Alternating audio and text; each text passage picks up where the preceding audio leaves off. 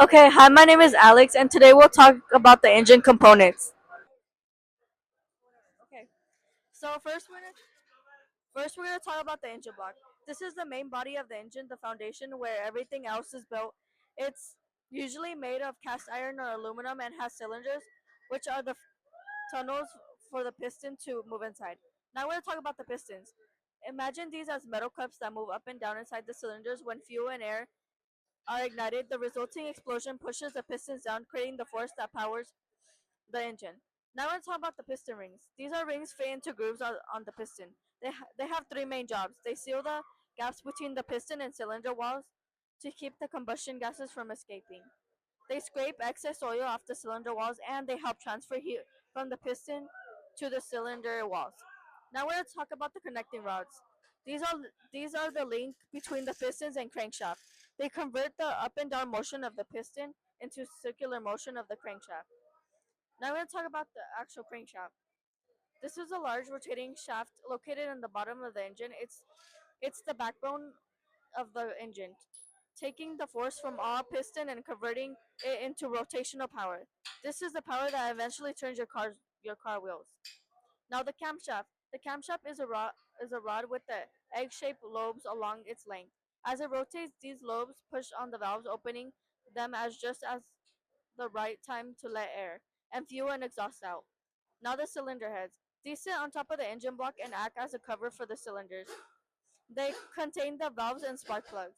Not the valves, the intake and exhaust. Think of these are as tiny doors for the cylinders. The intake valve opens to let the air fuel mixture into the cylinder, and the exhaust valve opens to the burnt gases out air out after combustion. Now the valve springs.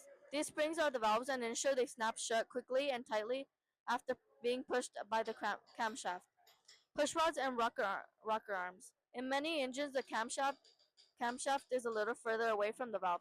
The push rods are long rods that transfer the motion from the camshaft to the rocker arms, when then pivot to push the valves open. Timing chain and timing set. This is a crucial chain or belt that connects the crankshaft and camshaft. It keeps their rotations perfectly synchronized so that the valves open and close at the exact time. Moment relative to the piston's position. If this is off, the engine won't run or it could be severely damaged. Hi, my name is Christian. I'll be doing the rest of the components. Lifters. These small components ride on the loops of the crank. These small components ride on the loops of the camshaft and transfer its motion to push rods or directly to the valves. Oil pump and oil pan. The oil pump is the heart of the engine's lubrication system. It pumps oil from the oil pan, a reservoir at the bottom of the engine, to all the moving parts, reducing friction and preventing them from getting too hot. Water pump and radiator. The water pump circulates coolant antifreeze through the engine to absorb heat.